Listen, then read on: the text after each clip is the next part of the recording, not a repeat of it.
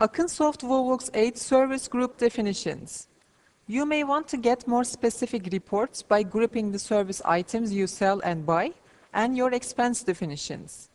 Like our stock group definitions, our service group definitions also consist of 3 layers. For this, click the Service Group Definitions button from the Definitions list in the Stock Management menu. In the window that opens, you can fill in the name of the service or expense, the description if you want to enter it, and the sequence number field if you want to give a number and sort it.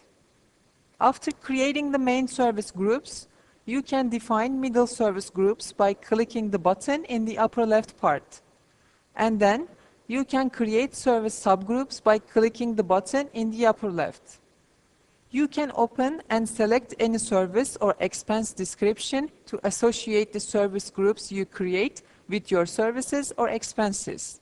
You can also access group definitions by pressing the button next to the group field.